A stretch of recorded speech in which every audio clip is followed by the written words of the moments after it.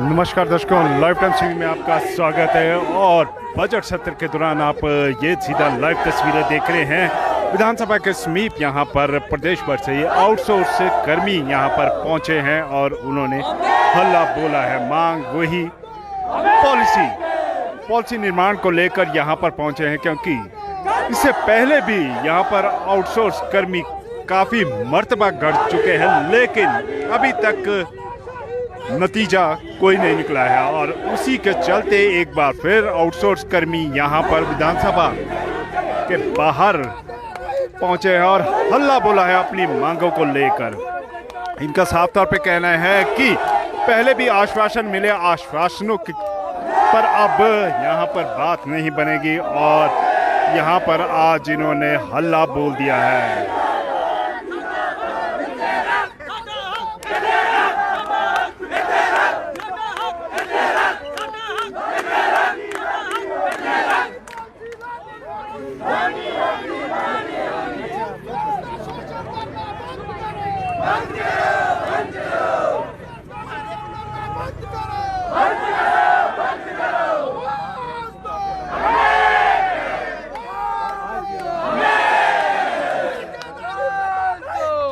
और जिस तरह से बजट सत्र चला हुआ और इस बजट सत्र के दौरान बात की जाए तो यहाँ पर JOIT पहले ही यहाँ पर धरने पर बैठे और वहीं पर आज आउटसोर्स कर्मी यहाँ पर पहुँचे हैं। पिछले कल की बात की जाए तो पिछले कल यहाँ पर MTW मल्टीटास्क वर्कर भी यहाँ पर सरकार से मिलने पहुँचे थे और उन्होंने भी यहाँ पर नीति बनाने की मांग की है कि कोई उनके लिए पॉलिसी बनाई जाए। और यहाँ पर आज आउटसोर्स कर्मी पहुँचे हैं। मांग वही है कि इनके लिए पॉलिसी का निर्माण किया जाए।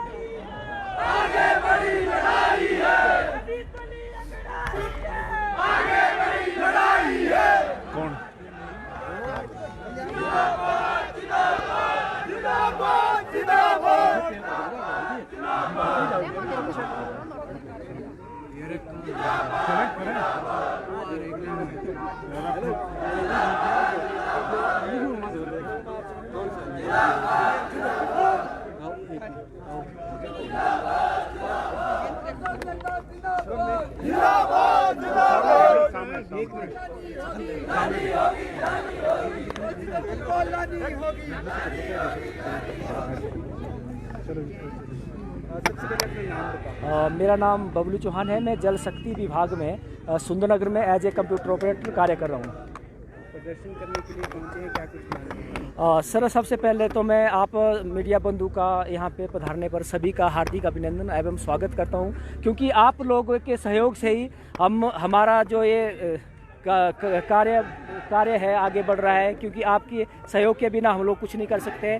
तो सबसे पहले तो मैं आप सभी का हार्दिक अभिनंदन करता हूं और सरकार से हम ये प्रार्थना करते हैं, क्योंकि ये जो आउटसोर्स एक कर्मचारी है ये हमेशा से ही एक ठगा सा महसूस कर रहा है अपने आप को। और पिछले 15 सालों से 20 सालों से हम लोग एक स्थायी पॉलिसी की मांग कर रहे थे, लेकिन बड़े दुर्भाग्य की बात है हिमाचल के इतने सारे लोग जो कि आउटसोर्स में है, सरकार जो है उनके बारे में कुछ नहीं सोच रही है। कुछ लोगों को 20-20 सालें हो गई, कुछ लोग ऐसे हैं जिनको 55 सालें से भी ऊपर हो गई, और अब उनका क्या होगा, यही हम सरकार से पूछना चाहते हैं।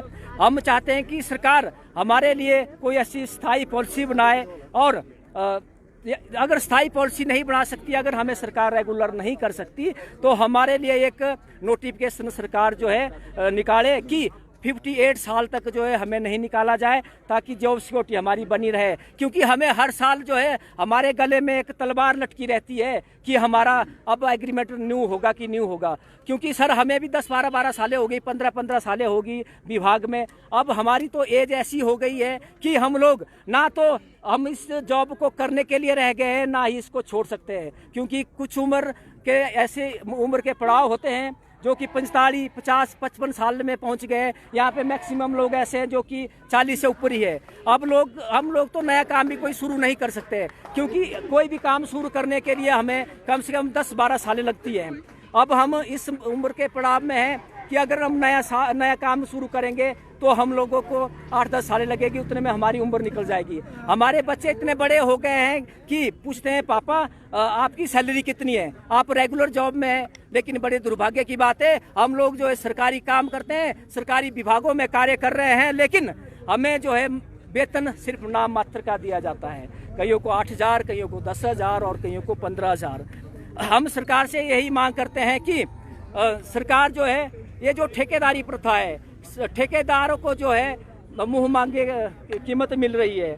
हर एक कर्मचारी से जो है 3,000, 4,000, 5,000 अलग अलग डेजिग्नेशन के हिसाब से और हर एक कर्मचारी से जो कमीशन ली जा रही है। तो हम सरकार से यही प्रार्थना कर सकते हैं, क्योंकि सुखविंदर सिंह सुक्खू की सरकार से हमें बहुत उम्मीदें हैं, क्योंकि सुखविंदर सिंह सुक्खू जी जो कि बहुत बड़ा फैसला है, जो ओल्ड पेंशन दे सकते हैं, तो हमें उम्मीद ही नहीं बल्कि सरकार से सुखविंदर सुक्खू की सरकार से हमें पूर्ण आशा है, उनके ऊपर पूर्ण विश्वास है कि जो ओल्ड पेंशन को हिमाचल में लागू कर सकते हैं वो हमारे लिए भी एक स्थायी पॉलिसी ला सकते हैं, हमारे लिए भी एक सम्मानजनक वेतन दे सकते हैं।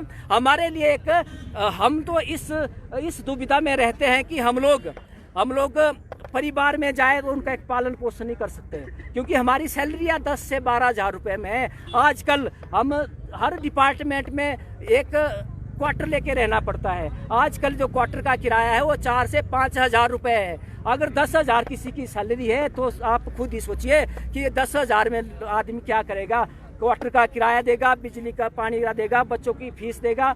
कई मदर फादर है हमारे और वो बूढ़े हो गए, उनके लिए भी हम क्या कर सकते हैं। हम अपना गुजारा नहीं कर सकते, अपने परिवार का गुजारा क्या करेंगे। तो बहुत बहुत धन्यवाद जी। हम सरकार से यही मांग करते हैं कि जो है ये जो ठेकेदारी प्रथा है इसको बंद किया जाए और हमारे लिए एक स्थायी पॉलिसी लाई जाए। जब तक अगर स्थायी पॉलिसी नहीं लाई जाए तो सरकार जो है एक नोटिफिकेशन जारी करे कि 58 साल तक हमें ना निकाला जाए और समान काम का समान वेतन दिया जाए। और हमें जो है जो आउटसोर्स के बाहर भी निकाले गए कर्मचारी है, हम सरकार से यही मांग करते हैं कि उनको भी जो है विभाग में लिया जाए, उनको भी किसी हिसाब से विभाग में मर्ज किया जाए, हमें भी इसमें मर्ज किया जाए और एक स्थायी पॉलिसी लाई जाए। बहुत बहुत धन्यवाद जी आप सभी लोगों का।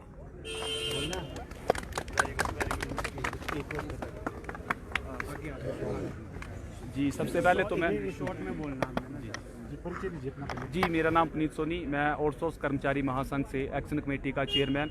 मैं सबसे पहले मीडिया साथियों का धन्यवाद करना चाहता हूं कि वो समय पर हमारी आउटसोर्स कर्मचारियों की मांग को सरकार के समक्ष रखने में हमारी काफ़ी मदद करते हैं, काफ़ी सहयोग करते हैं। तो हमारी जो मांग है, आपने देखा होगा कि हर बार जब विधानसभा होती है तो आउटसोर्स कर्मचारी शिमला में कभी धर्मशाला में आता है। आपको पता है कि आउटसोर्स कर्मचारियों की सैलरी कितनी, 10,000 आउटसोर्स कर्मचारियों को सैलरी दी जाती है और हिमाचल से आते हैं। कुछ एक साथी हमारे ऐसे भी हैं जो पैसे किसी से मांग कर उधार लेकर आते हैं और हर बार सरकार हमें आश्वासन ये दे देती है कि हम आपके लिए एक पॉलिसी बनाएंगे।